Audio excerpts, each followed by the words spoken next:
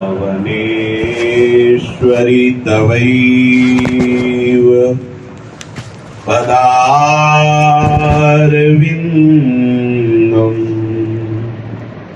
प्रेमामृतैकमकरन्द रसोघपूर्णम्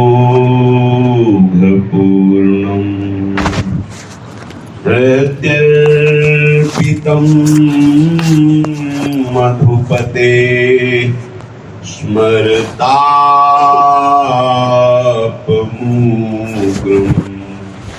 निर्वापयत् परमो शीतलमाश्रयामि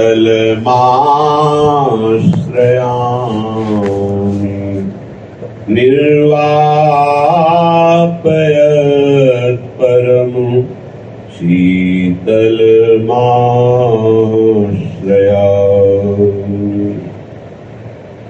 राधा राधा राधा राधा राधा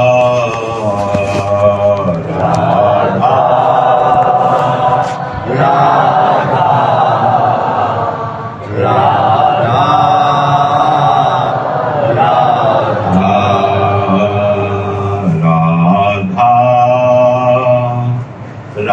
राधा राधा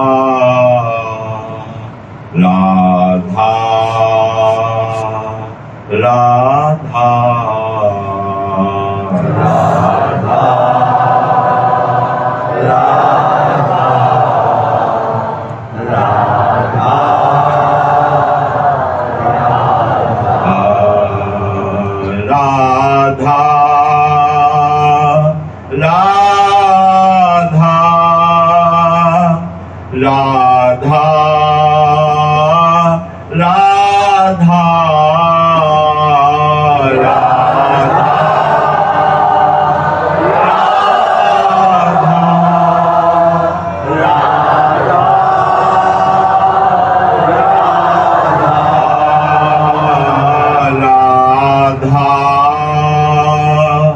राधा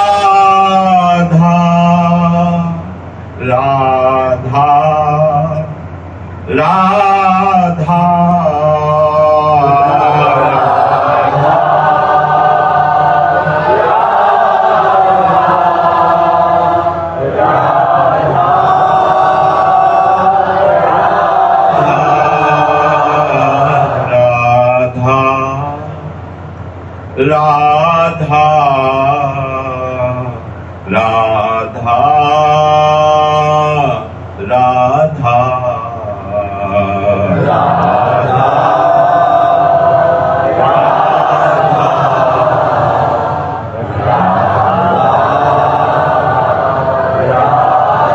श्री राधा वल्लभ लाल की प्रभु की असीम कृपा से मनुष्य जन्म मिला। मनुष्य जन्म में भी अहेतुकी कृपालु श्री लाडली जी की कृपा से ब्रजधाम में भी महामहिम श्री वृंदावन धाम में भगवत प्रेमी महात्माओं का संग ये अत्यंत दुर्लभ लाभ मिला है। अब हम इस लाभ को अपने हाथ से जाने न दें। ये लाभ तभी सफल होगा जब हमारे हृदय में विशुद्ध प्रेम लक्षणा भक्ति का जागरण हो। हमारा हृदय सदैव अपने आराध्य देव के चिंतन में निमग्न रहे। कोई भी ऐसा समय इसमें नाम, वाणी, लीला, सेवा, संग ये छूटे ना। कोई भी ऐसा समय हमारी दिनचर्या में ना हो जिसमें हम अपने प्राणाराध्य युगल सरकार से विमुख होकर वो समय व्यतीत कर रहे हों। तो हमारे जीवन में शोक, मोह, भय, चिंता आदि ये बहुत भजन में विक्षेप डालते हैं। जब हम इस मार्ग में चलते हैं तो हमें बहुत सी ऐसी बातें होती जो भजन से हटा देती हैं। किसी ने हमें अनुकूल व्यवहार के द्वारा राग रूपी, प्रतिकूल व्यवहार के द्वारा द्वेष रूपी, निंदा, अपमान, अवहेलना आदि के द्वारा बड़ा क्लेश रूपी ये विक्षेप प्रदान करते हैं। हमको समझना होगा कि हम जब विक्षेप रहित होंगे तभी निरंतर भजन होगा। नहीं तो हम राग से संबंध मानेंगे, द्वेष से संबंध रखेंगे तो राग द्वेष का चिंतन होगा। मूल राग द्वेष ही है। अपमान करने वाले, निंदा करने वाले, अवहेलना करने वाले, दुख देने वाले व्यक्ति से हमारा द्वेष हो जाएगा। सम्मान करने वाले, प्रशंसा करने वाले, आदर देने वाले, सुख देने वाले से हमारा राग हो जाएगा। ये राग और द्वेष ही सबसे बड़ा बंधन है। अर्जुन जी को शोक रहित करने के लिए भगवान श्रीमुख से महाअमृतमय वचन,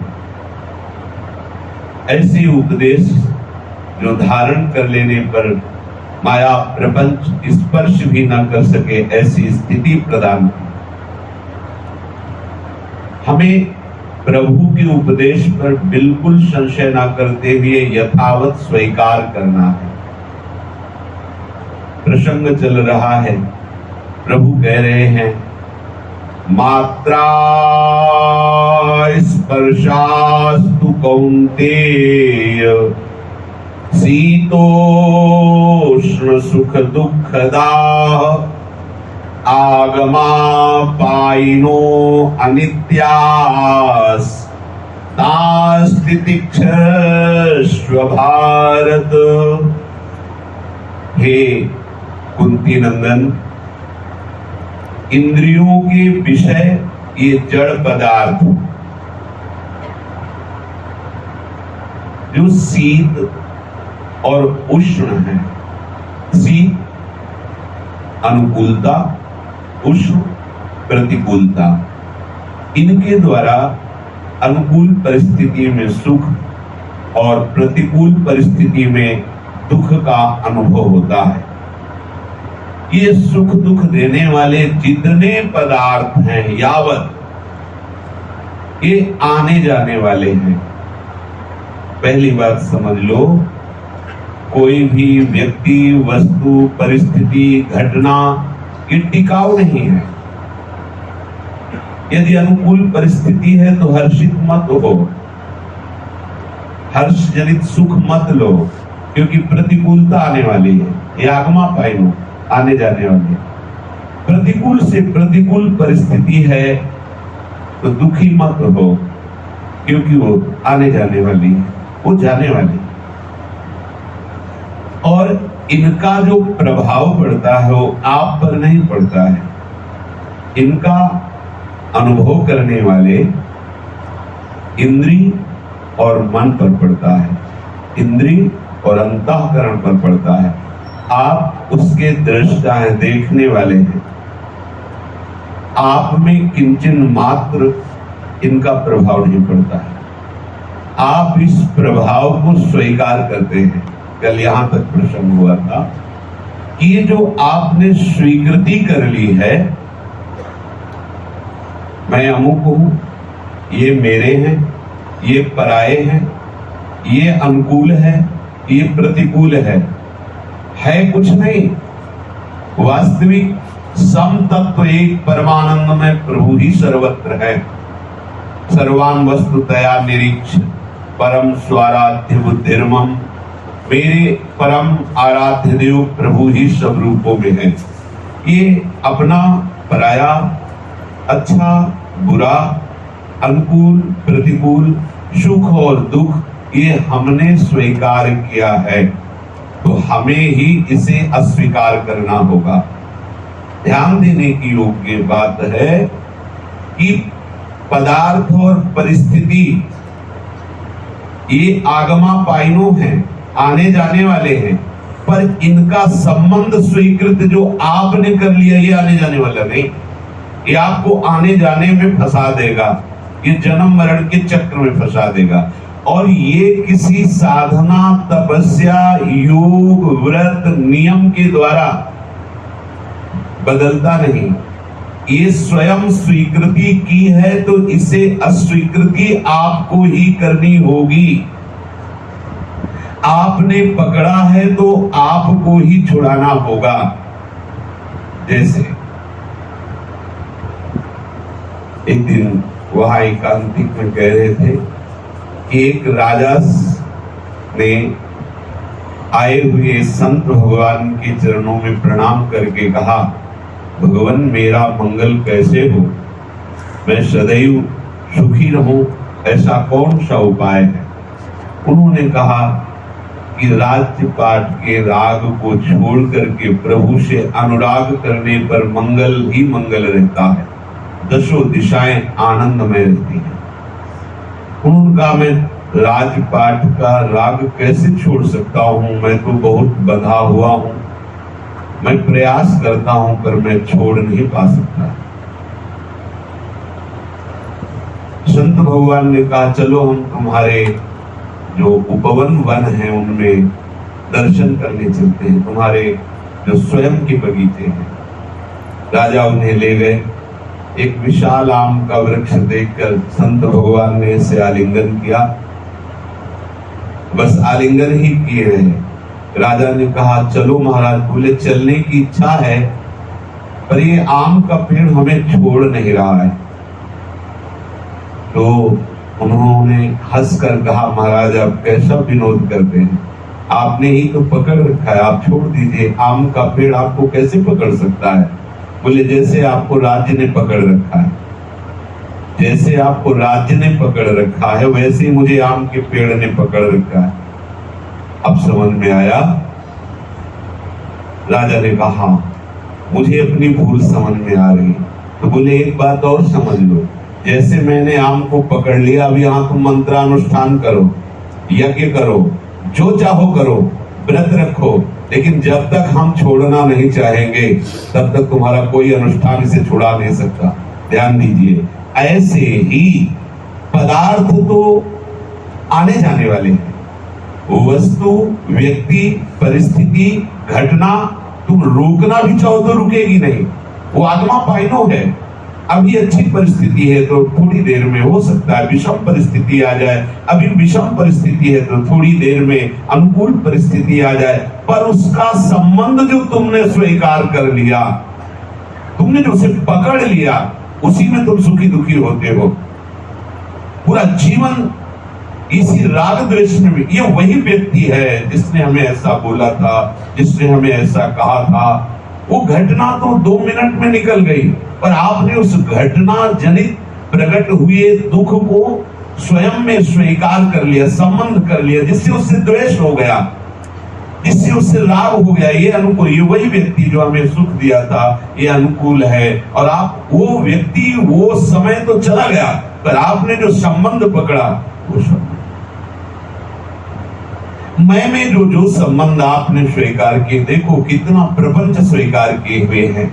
कोई आप टिक नहीं रहा यहाँ, प्रतिक्षण शरीर बदल रहा है, प्रतिक्षण हर परिस्थिति, घटना बदलती चली जा रही है, लेकिन आपने स्वीकार कर रखा है जो संबंध, वो संबंध ही आपकी दुर्गति और सदगति का कारण होगा। पदार्थ तो आने जाने वाले हैं, शरीर तो आने जाने वाले हैं, घटना तो आने जाने वाली है, लेकिन पदार्थ का, घटना का, व्यक्ति का, शरीर का जो आपने संबंध स्वीकार कर लिया वो आने जाने वाला नहीं। वो किसी अनुष्ठान से नहीं जाएगा, किसी व्रत नियम से नहीं जाएगा, तपस्या से नहीं जाएगा। वो आपको स्वीकृति को अस्वीकृति में स्वयं बदलना होगा।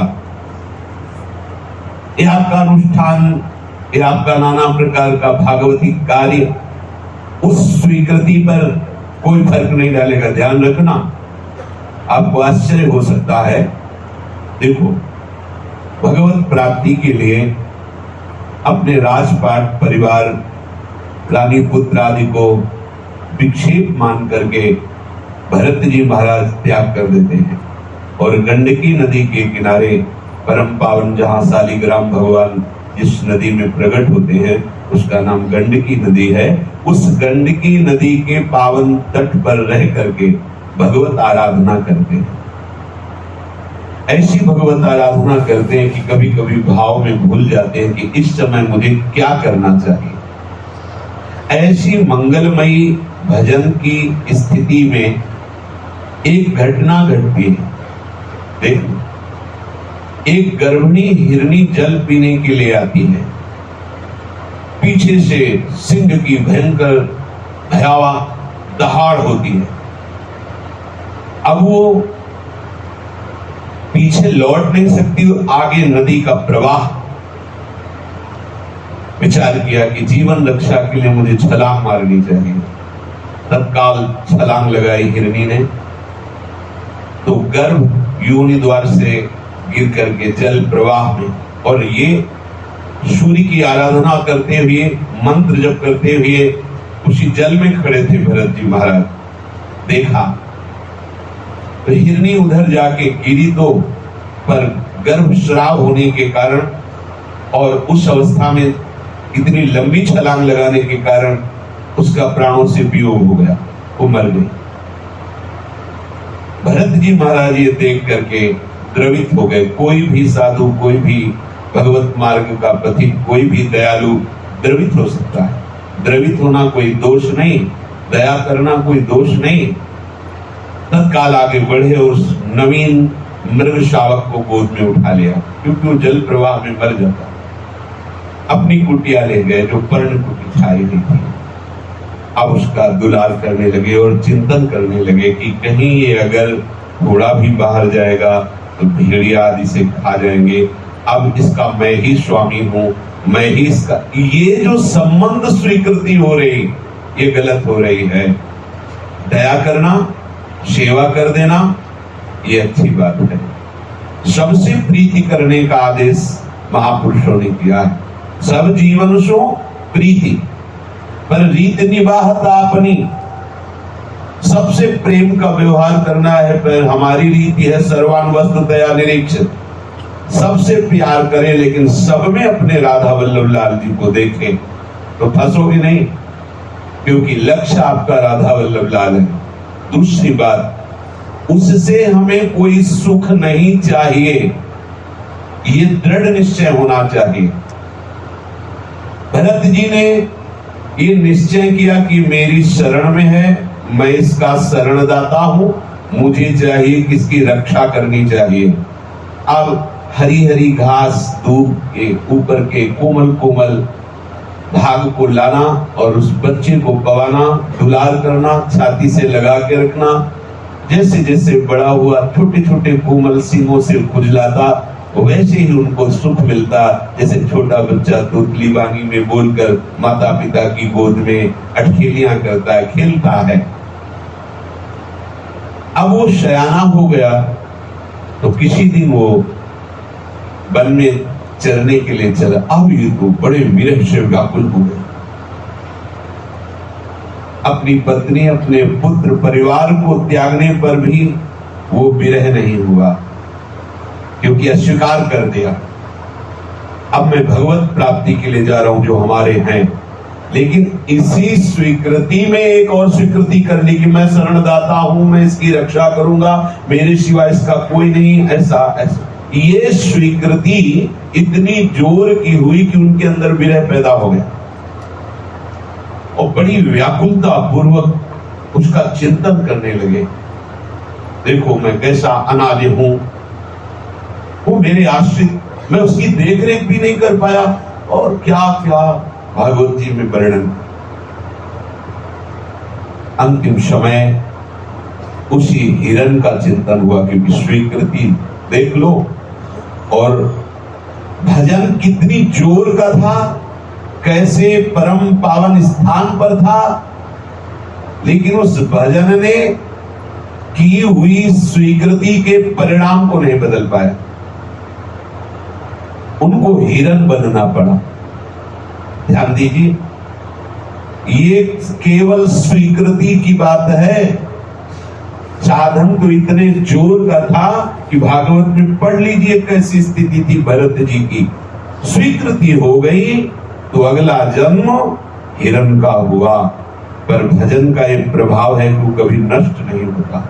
हिरण के शरीर में भी वो भजन वैसे ही प्रकाशित हुआ। पर हम आपको ये कहना चाहते हैं कि स्वीकृति में कितना दम है कि भजन भी उस स्वीकृति को नहीं काट पाया।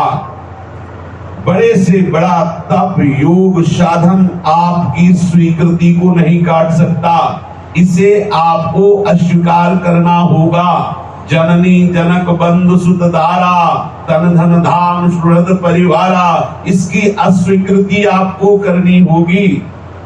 पदार्थ घटना वस्तु व्यक्ति स्थान ये तो बदलते रहेंगे, पर आपकी स्वीकृति ज्यों की त्यों रखी रहेगी। चाहे आप पूरे जीवन साधना करें, यदि अस्वीकृति नहीं करेंगे तो वो ज्यों की त्यों बनी रहेगी। जैसे ये हमारा शरीर अमुक जगह से है, परिवार में अमुक अमुक हैं और 50 वर्ष वृंदावन वास। जब वृद्धावस्था आई, स्वीकृति नहीं बदली थी, शरीर बीमार हुआ, तो इस स्वीकृति को पुष्ट करने के लिए अगर शरीर की अस्वीकृति कर दी होती तो शरीर संबंध की याद ही नहीं आती। जिसकी स्वीकृति उसकी याद आती कि मेरे राधा वल्लभ लाल हैं। और आप विश्वास कीजिए, ये ऐसे संबंध का निर्वाह करने वाले हैं अद्वितीय, दूसरा कोई ब्रह्मांड में है नहीं। जिनके अनंत पार्षद हैं, वो अपने पार्षद को नहीं भेजा, स्वयं जाकर लंगोटी धो रहे हैं माधव बाबा की, क्योंकि स्वीकृति है कि प्रभु के सिवा मेरा कोई नहीं है। उनकी स्वीकृति है कि मेरा जन्म बिहार से है, मेरा परिवार है, अब क्या करें। अर्थ लेकर के वहां चले गए, दोबारा आ नहीं पाए। ये आंखों देखी बात है। इसलिए स्वीकृति का बहुत बड़ा प्रभाव है। यहां जो भगवान आपको समझाना चाहते हैं कि जो वस्तु व्यक्ति घटना है, ये आगमा पायन है, ये उत्पत्ति विनाशशील है, आने जाने वाला है, ठहरने वाला नहीं है। ये उत्पत्ति से पहले नहीं थे, विनाश के बाद भी नहीं रहेंगे। इसलिए आगमा पायना, थोड़ी देर के लिए धैर्य धारण करो। जो घटना हुई वो हट जाएगी, शांत चुप। अंदर काम आ रहा है, क्रोध आ रहा है, या दूसरे ने अपमानित किया तो हमारे अंदर उसके प्रति बुरा भाव आ रहा है, ना किसी से कहो, ना उसकी सत्ता मानो। नहीं, ये सब मायाकृत जाल है। नहीं, प्रभु के सिवा कोई दूसरा है नहीं। ये जितना भी दृश्य है, ये जितनी भी घटना घटी है, ये सब मायाकृत नहीं। आपने नहीं कर दिया, अस्वीकार कर दिया, अब उसका प्रभाव आपके हृदय में नहीं रहेगा, क्योंकि वो घटना परिस्थिति तो स्वयं रहने वाली नहीं, पर आपने संबंध भी स्वीकार नहीं किया। इसलिए पूज्य बात सिउड़िया बाबा जी कहते, जो तुमसे द्वेष माने और ना बोले उसे अपनी तरफ से बोलो। राधे राधे। फिर अगली बार जब राधे राधे, श्री हरि, प्रणाम। उसका द्वेष नष्ट हो या ना हो, आपके हृदय में द्वेष नहीं हो पाए। संतों की बात समझिए। यदि आपने स्वीकार कर लिया बड़ा दुष्ट आदमी है, ऐसा बोला था, ऐसा किया था, वो घटना तो कब घटी थी, निकल गई, आगमा पाइनो, पर संबंध आपने स्वीकार कर लिया, अब आपको बराबर दुख देगा। और ज्यादा द्वेष का चिंतन होने लगा तो आपसे ऐसी क्रियाएं बनने लगेगी जिससे आप अपनी मनुष्यता से, अपनी उपासक वृत्ति से, अपनी साधुता से भ्रष्ट हो जाएंगे।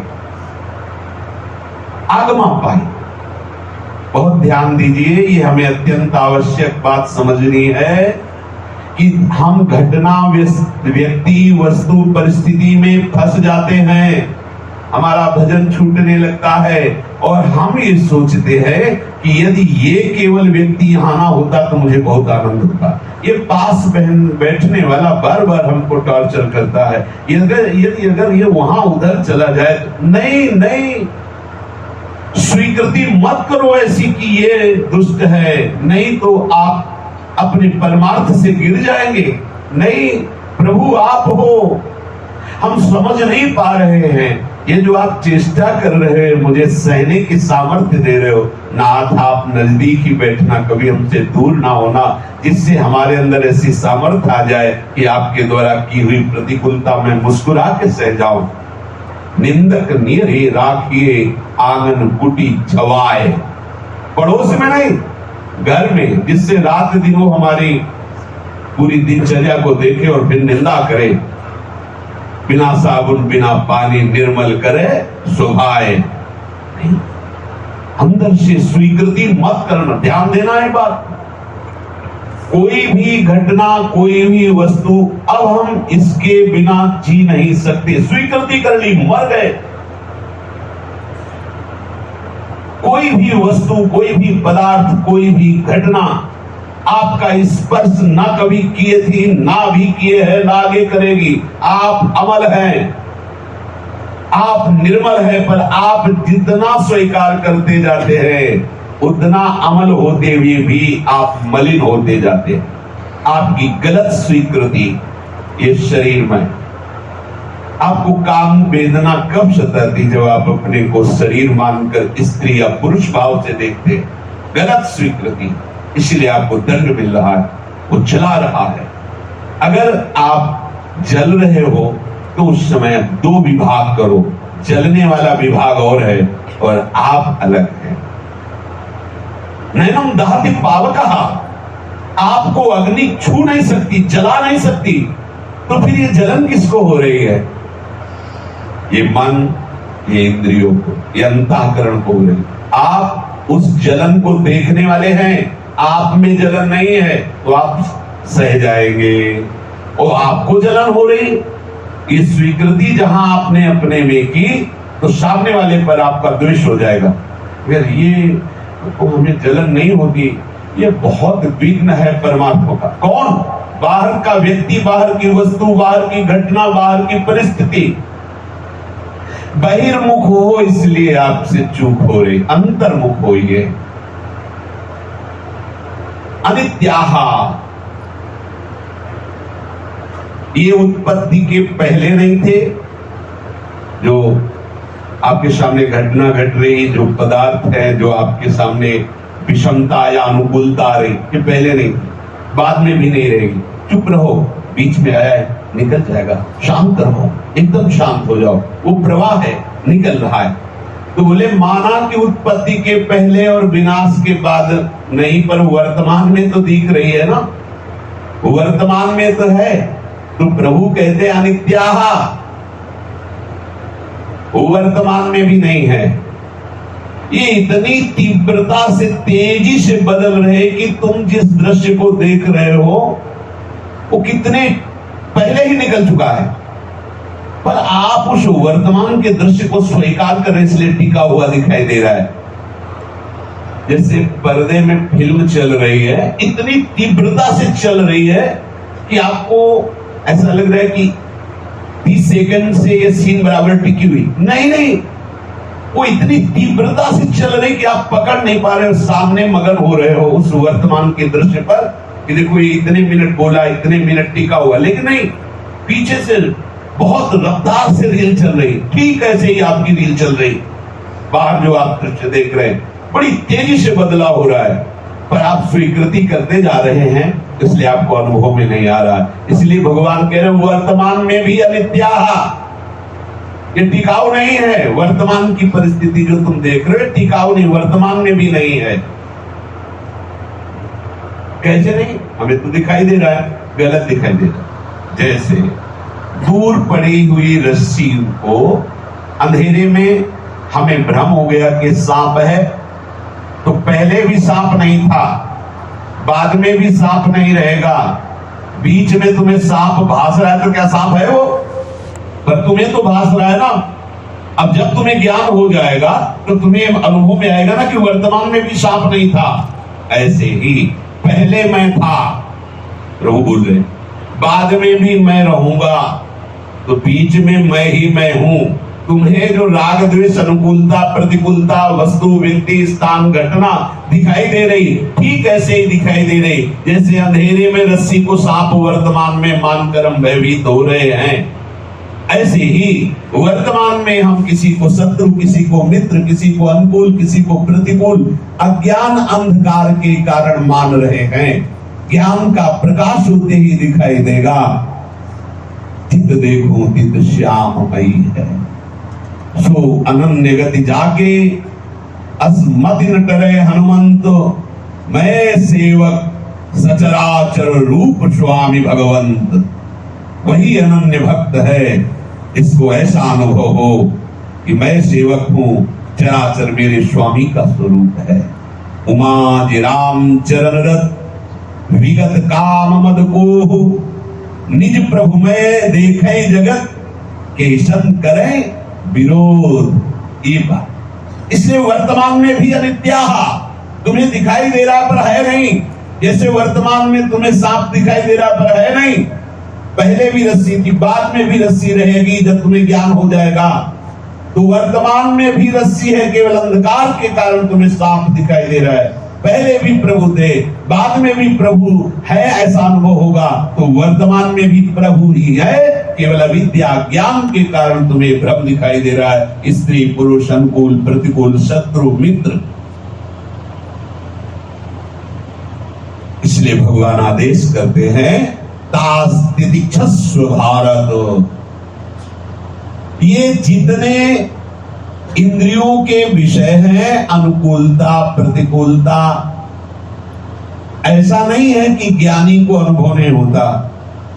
ठंडा ठंडा लगेगा, गरम गरम लगेगा, स्तुति स्तुति जैसी सुनाई देगी, निंदा निंदा जैसी सुनाई देगी, पर विवेक होने के कारण उसका परिणाम नहीं होगा। स्तुति का परिणाम हर्ष जनित अभिमान जनित एक गुदगुदी होती है। निंदा का परिणाम हृदय में ये नीच पुरुष है और जलन होगी, निंदा करता है। ये महात्मा के हृदय में निंदा कर रहा है ऐसा पता है, स्तुति कर रहा है ऐसा पता है।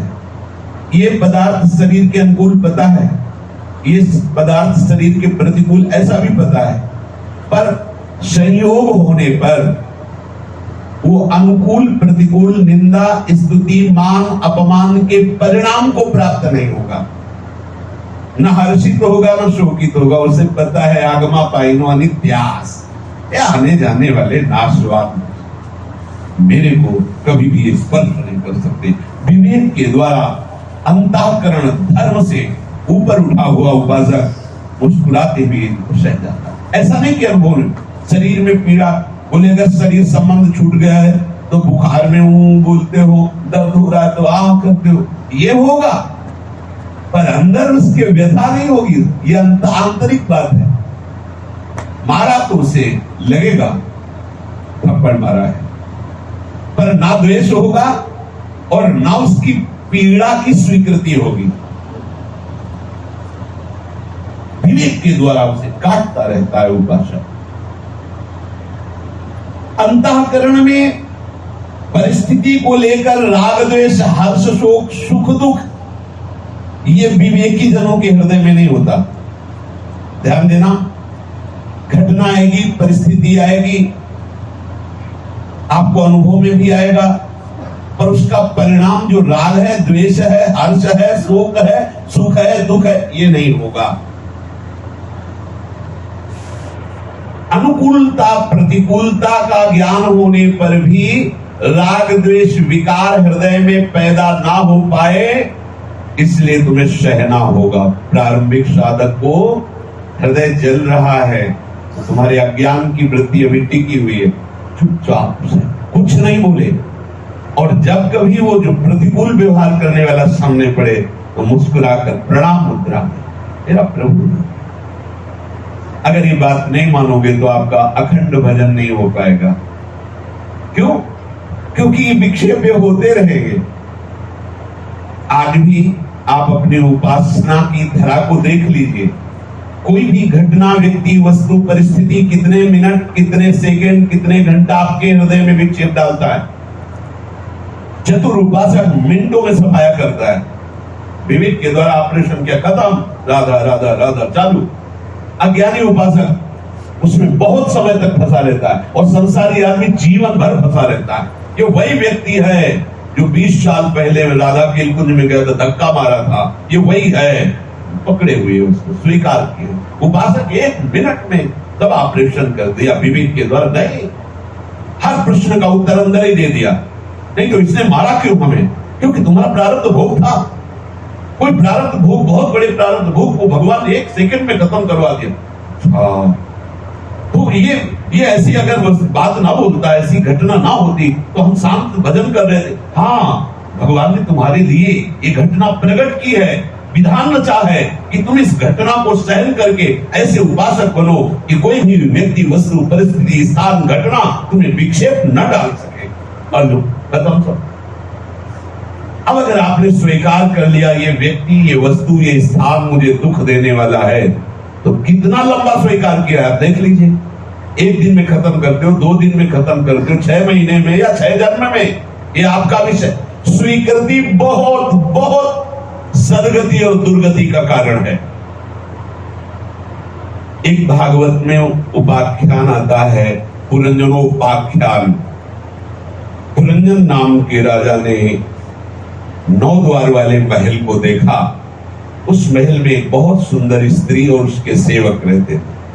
ज्ञान में उसका बाद में व्याख्या होती, प्रकट में स्थूल भाषा में। पुरंजन ने जिस स्त्री को देखा, अपने अनुकूल हाव भाव देख करके स्वीकार कर लिया कि ये मेरी प्राण प्रिया है, और उसके हाव भाव में ऐसा फंस गया कि अपना अस्तित्व भूल गया, अपना अस्तित्व भूल गया और पुररंजन, उस पुरंजनी में फंस गया। तो अगला जन्म जानते हो क्या हुआ? स्त्री का, भागवत में पढ़ना। स्वीकृति, स्वीकृति। सदगुरुदेव स्वीकृति को बदलते, इसलिए कहा गया चाहे स्वीकृंच सम होई, गुरु बिनु भवनिधि तरह न कोई। सदगुरु की क्यों आवश्यकता है? क्योंकि हमारी स्वीकृति को बदलने के लिए वो वचन रूपी प्रकाश दिखाते हैं। अज्ञान तिमिरांधस्य ज्ञानांजन शलाकया, बंदो गुरुपद कंज कृपा सिंधु नर रूप हरि, महामोहतम पुंज जासु बचन रविकर निकर। सूर्य की समान प्रकाश करने वाले उनके वचन, सारे संबंध जो झूठे थे ज्ञान में दिखा दिया, प्रकाश में सब संबंध झूठे हैं। और असली जो संबंध भगवान गीता जी में कह रहे, ममैवांश हो, मेरा अंश है, तो मेरा प्रिय है, तो मेरा स्वरूप है। ये बात सुन, जो हमने अपने मैं में, अहम में ममता स्वीकार कर रखी थी, तात्मात शुद्धदार देह में गुरुदेव के वचनों के प्रकाश में देखा कि ये तो झूठी स्वीकृति है, सत्य स्वीकृति है। हमारे माई श्यामा जी को राज स्वीकृति, ध्यान देना, इसी स्वीकृति के बल से हरिराम व्यास जी कहे, काहू के बल भजन को, वो भजन का करता है। काहू के आचार, जितेंद्रियता, नियम, पवित्रता, यम, संयम वो करता है, लेकिन कह रहे हैं मेरा तो सिर्फ लाडली जी के चरणों का भरोसा संबंध। काहू के बल भजन को, काहू के आचार, व्यास भरोसे कुंवर के सोवत पाओ। ये संबंध अब निश्चित हो गए। इतना बड़ा संबंध हमारी प्यारी जो, जिन प्यारी जो के श्री गोरे चरणारविंद में रसघन मोहन मूर्तिम विचित्र केलि महोत्सवोल्लसितम राधा चरण विलोडित रुचि शिखंडम हरिम वंदे।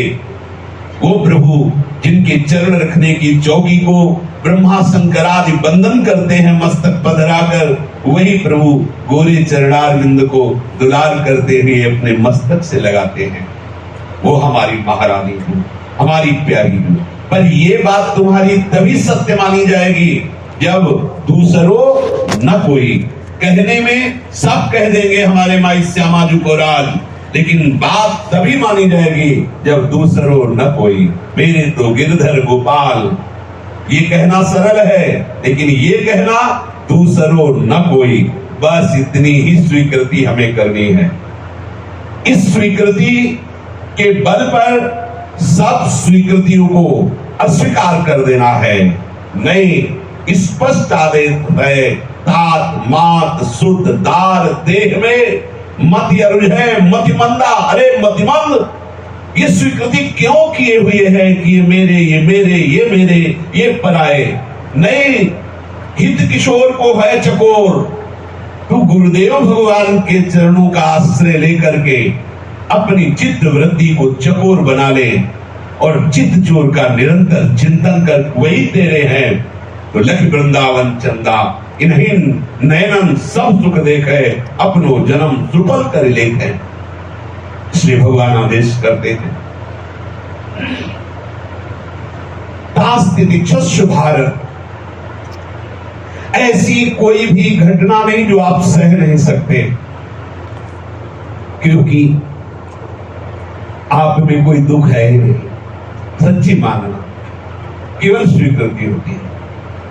ऑपरेशन का नाम सुनते ही भय लगता है, क्योंकि शरीर की स्वीकृति है, मैं ही हूं, ऐसा लगता है। मेरा ऑपरेशन होना है। देखो ना भाषा अज्ञान की, वो मेरा ऑपरेशन होना है, मतलब आपका ऑपरेशन। हाँ, मेरे पेट का ऑपरेशन। मेरे न मेरे में कभी पेट हुआ है और न मैं कभी पेट में गया हूं। बात समझ लेना, मैं अपनी स्वीकृति से भटक रहा हूं। शरीर में रहते हुए भी असंग है मैं। बस स्वीकृति का सारा खेल है, स्वीकृति का। अब जब उसी अज्ञान की धरा में हो जाता है कि अगर प्राण बचाने हैं तो ऑपरेशन करवा, तो राजी हो जाता है, ये ले पैसा, कागज में दस्तखत है कि मर जाऊं तो तुम्हें कोई दोष नहीं, ले। हर कष्ट वो सह जाता है। क्यों? स्वीकृति कर लेगी। अब बोले अब हम हिम्मत बना ली है, जब ऑपरेशन करवा ही लेंगे। क्या हुआ? यहां कैंसर यहां से कटेगा, स्वीकृति कर ली। पूरा शरीर बचाने के लिए इतना हम काट देते हैं। स्वीकृति, हर कष्ट सहने की सामर्थ्य है कितने में? स्वीकृति में। स्वीकृति कर ली। देखो स्वीकृति का कितना बड़ा प्रभाव है। स्वीकृति कर ली मेरे प्रभु, स्वीकृति कर ली मेरे स्वामी हैं, मेरे प्रीतम हैं, मेरे मित्र हैं, बस प्रभु ही हैं। वो महापुरुष हो गया, किसी साधन से नहीं, स्वीकृति से। मामा प्रयागदास जी, उनकी मां ने बताया कि तुम्हारी जीजी सिया जी और जीजा राम जी अयोध्या में रहते। स्वीकृति बैठ गई उस बालक के हृदय में, चमत्कार प्रकट हो गया। ऐसे सिद्ध महापुरुष हुए, बड़े बड़े संत उनके चरण रज को माथे पे धारण कर। 5 वर्ष का बालक प्रहलाद नारद जी के उपदेश से स्वीकृति कर ली कि हमारे सच्चे मित्र, सच्चे स्वामी, सच्चे रक्षक प्रभु श्री हरि हैं। चमत्कार प्रकट हो गया। 5 वर्ष के बालक की ऐसी अद्भुत निष्ठा कि त्रिभुवनपति समस्त शक्तियों का स्वामी हिरण्यकश्यप परास्त हो गया। स्वीकृति। 5 वर्ष के ध्रुव जी गुरुदेव नारद जी के उपदेश से ऐसा परम पद प्राप्त किया कि सप्त ऋषिजन आज भी उसकी प्रदक्षिणा करते हैं, उस पद की। स्वीकृति। हमारे में जो कमी है, जहां अस्वीकार करना चाहिए उसको अस्वीकार नहीं किए, और जहां स्वीकार करना चाहिए उसे स्वीकार नहीं किए, इसीलिए पूरे जीवन दुर्दशा बनी रहती है। उठल्लू चूल्हे की तरह, बिना पेंदी के लोटे की तरह हम ढनकते रहते हैं। कभी ये स्वीकृति, कभी ये स्वीकृति, कभी ये स्वीकृति। ये दशा कब तक बनी रहेगी? अनंत जन्म बीत गए, जब जो आया वो हमको ढंगा दिया। काम आया, काम परास्त कर दिया। लोभ आया, लोभ परास्त कर दिया। मोह का आक्रमण हुआ तो मोह परास्त कर दिया। ये कब तक चलता रहेगा? बोले अब देखो साधना प्रारंभ की है, कभी तो साध कभी नहीं होगा। ध्यान रखना, ये साधना से नहीं होता, ये स्वीकृति से होता है। आप बताया नहीं कि आम का पेड़ पकड़ के महात्मा खड़े राजा से कह रहे अनुष्ठान करवाओ, बड़ी बड़ी यज्ञ करवाओ, बड़े बड़े विद्वानों को बुला करके आप कृत्य उत्पन्न करवाओ, जो चाहो करो, पर जब तक मैं नहीं छोड़ूंगा तब तक ये छूटने वाला नहीं। जैसे गोस्वामी तुलसीदास जी ने विनय पत्रिका में लिखा है कि कोई सो रहा है और स्वप्न में उसने देखा कि मैं बहुत बड़े समुद्र में डूब रहा हूं। अब आप उसको उस संकट से निकालने के लिए सैकड़ों नौकाएं मंगा लीजिए, सैकड़ों अनुष्ठान कराइए, जो जो चाहो कराओ, क्या वो बच सकता है? जिस दुख को भोग रहा है कि स्वप्न में मैं समुद्र में डूब रहा हूं, वो नहीं जानता स्वप्न है, ये तो बाहर से समझाने के लिए कहा जा रहा है। अब उसको बचाने का उपाय क्या है? उसे जगा देना, उसकी स्वीकृति बदल देना। देख देख तू तो आराम से सैया पे पड़ा, कहां डूब? वहां नौका काम नहीं करे, मंत्रानुष्ठान काम नहीं। मोह निशा सब सो निहारा, देखें स्वप्न अनेक प्रकारा। अब क्या है? जगा दो। कैसे जगाया जाए? वे शास्त्र वचन, गुरुदेव के वचन जगा रहे हैं। जाग जाओ, नहीं तो मन पछताई है अवसर भी। तास्तितिक्षस्व भारत, इसे वो ध्यान से सुनिए। तुम्हारे हृदय में जो भी आ रहा है तुम्हारी स्वीकृति से आ रहा है, तुमने छूट दे रखा है। बहुत जन्मों से गलत स्वीकृति रही है, वही स्वीकृति का अभ्यास अब भी हो गया है। मैं पुरुष हूं, मैं अमुक हूं, मैं अमुक हूं, अमुक मेरे हैं, अमुक पराये, अमुक अच्छे हैं, अमुक बुरे हैं, अमुक अनुकूल है, अमुक प्रतिकूल है। अब तुम्हारे हृदय में जो इस स्वीकृति जनित दुख सुख हो रहा है, आपको इससे ऊपर उठना है, सहना है। जो अनुकूल परिस्थिति में सुख हो रहा है उसमें हर्षित ना होना, भूलना नहीं, तो आप बच गए। आपको जो दुख मिल रहा है उसमें शोकित नहीं होना, चुपचाप सह जाओ। प्रवाह है, बस आंख मूंदो, निकल गया, ये रुकेगा नहीं। प्रवाह है, आपने पकड़ लिया तो रुकेगा, अगले जन्म तक रुकेगा। जैसे हमारा किसी से भयंकर द्वेष हो जाए, कटु व्यवहार की झड़ी चलती रहे, तो जो अगले जन्म मरोगे, मर करके दूसरा जन्म मिलेगा, वो जब सामने आएगा तो पहला परिचय है, पर पहले परिचय में ही शुरू हो जाएगा। जैसे बिहारी जी के दर्शन करने गए हम, बिहारी जी के दर्शन में मगन थे। एक व्यक्ति पैंट सूट पहने एकदम बलवान नजदीक आया, ऐसे धक्का मारा, थोड़ा और साइड हुए, फिर आके धक्का मारा। आप दर्शन कीजिए, बकवास करता है मेरे से, और 2-3 धक्के ऐसे मारे कि आगे। बस बिहारी जी की तरफ देखा, अंदर से कोई हिसाब होगा तो ठाकुर जी अपने सामने साफ करवा रहे होगा, पूर्व का हिसाब। हमारा कोई द्वेष नहीं, हमारा कोई उसके साथ क्रियात्मक व्यवहार नहीं, लेकिन आके पहली दृष्टि में ही वो ऐसा दुर्व्यवहार कर रहा है, तो मुझे समझना पड़ेगा कि ये पहले का रखा हुआ हिसाब था, निकल। मुझे इस व्यक्ति ने धक्का मारा, निकले बाहर, हम उठा के पटक देंगे। अब नया आप बीज बो रहे हैं, नई स्वीकृति करें, अब वो आपको कोई होगा विवेक के द्वारा तुरंत काटना, कोई होगा। अगली बार वो मिले, कोई हमारा एक्शन, वो भले कुछ सोचे, हमारा भाव है बचना है। तास्तितिक्षस्व भारत, उसको सहो। हृदय में काम आया है, किसी से कहने की जरूरत नहीं, और स्वयं स्वीकार करने की जरूरत नहीं कि मेरे में काम आया है। मन बुद्धि ये उसी के हैं, ये सब संसार ही है।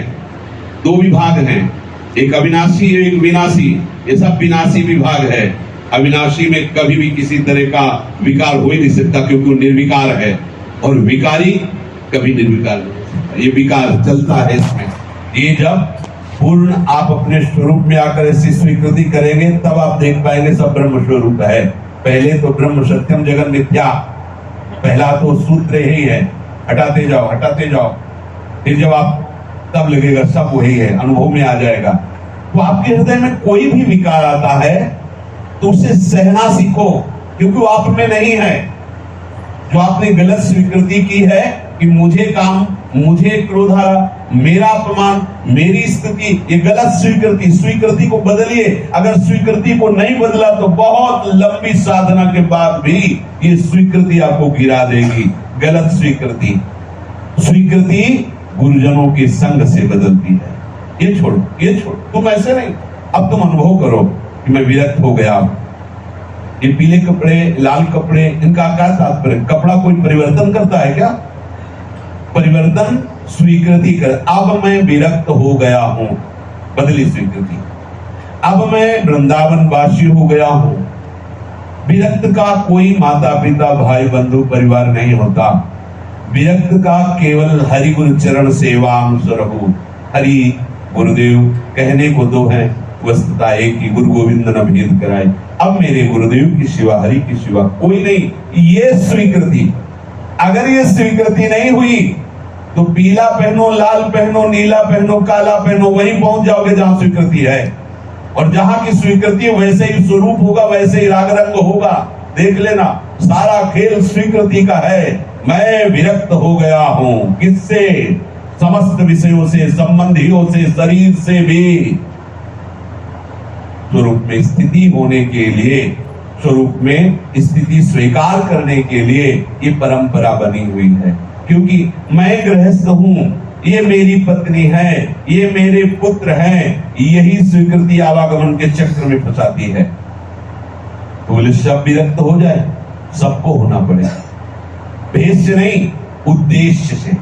आपका उद्देश्य जो संसार है, उससे विरक्त होकर आपका उद्देश्य संसार का मालिक प्रभु होना चाहिए। तो आपके हृदय में भावना बदलने लगेगी। नाथ सकल संपदा तुम्हारी और मैं सेवक समेत सुध न। बदल गया, बदल गया, बदल गया। उद्देश्य आते ही स्वीकृति बदल गई। वो गृहस्थ में है, लेकिन क्या आ गया? नाथ सकल संपदा तुम्हारी और मैं सेवक समेत सुध। हो गया सेवक सेव्य भाव बिन भवन तरी उर्गान। आ गया सेवक भाव, दिव्य भाव आ गया भक्ति का। तो प्रभु कह रहे हैं, जितने भी आपके अंदर विकार आते हैं उनको सहना है। क्यों? क्योंकि शरीर, इंद्रिया, अंतःकरण, इनके द्वारा जितनी क्रियाएं हैं, जितनी अवस्थाएं हैं, इन सब का परिवर्तन हो रहा है। इंद्रियों का भी परिवर्तन हो रहा है। देखो प्रभाव पड़ता है। हम जब जगते रहते तो हमारी इंद्रियां शिथिल होने लगती है, थकती है। और जब हम सुषुप्ति में होते हैं, इंद्रियां उस समय क्रियाशील नहीं है, तो जगने के बाद फिर उनमें सामर्थ्य आ जाती, परिवर्तन हो रहा है। जागृत में जो अवस्था है वही स्वप्न में आती है। पहले हम अपने को जब नैष्ठिक ब्रह्मचर्य में थे तो सफेद कपड़े में देखते थे। सन्यासी हुए, स्वीकृति हुई तो लाल कपड़े में देखने लगे।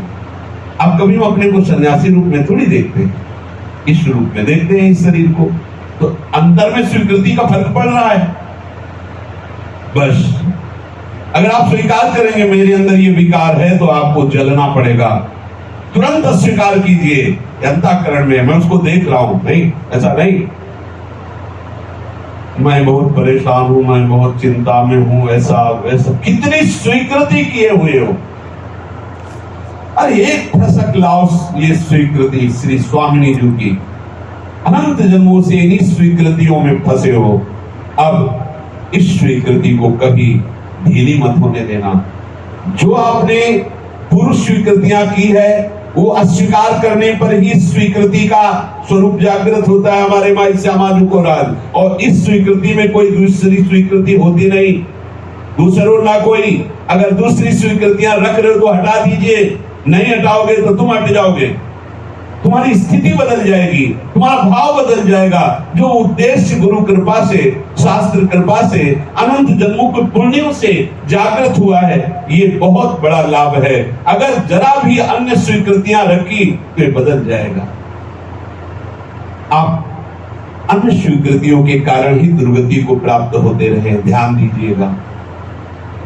मैंने ये शुभ कर्म किया, स्वीकृति की तो उसके भोक्ता बने। मैंने अशुभ कर्म, पाप कर्म किया तो उसके भोक्ता बने। जैसे श्रीमद राधा सुधा निधि में कर्माणि श्रुति बोधितानि नितरां कुर्वन्तु कुर्वन्तु मा गूढ़ाश्चर्य रसास्त्रगाद विषयान् गृह्णन्तु मुञ्चन्तु वा कैर्वा भाव रहस्य पारग मति श्री राधिका प्रिय सा।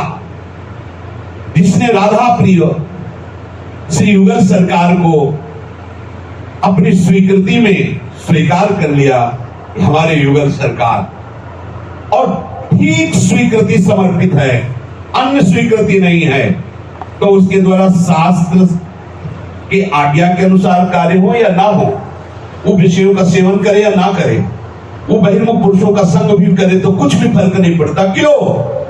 क्योंकि उसकी ना शुभ कर्म की स्वीकृति, ना अशुभ कर्म की स्वीकृति है, ना भोक्ता की स्वीकृति है, ना कर्ता की स्वीकृति है, उसकी स्वीकृति है श्यामा श्याम की। बच गए। सारा खेल स्वीकृति का है। हम जो साधन करते हैं वो अपनी स्वीकृति को पुष्ट करने के लिए करते हैं। जो हमने स्वीकृति की है हमारे माई श्यामा जी को राज, अब हम उसके अनुकूल चलेंगे, उस स्वीकृति के प्रतिकूल नहीं चलेंगे। यदि ऐसी सावधानी रखोगे तो आगे का जो श्लोक है वो स्थिति आ जाएगी। बहुत सुंदर आगे की बात प्रभु कहते हैं, वो आगे वर्णन करेंगे। जीवन का परम लाभ अन्य स्वीकृतियों को मिटा करके एक स्वीकृति रखना, प्रभु के सिवा मेरा कोई नहीं, मेरे तो श्यामा श्याम दूसरों न कोई। श्री राधा।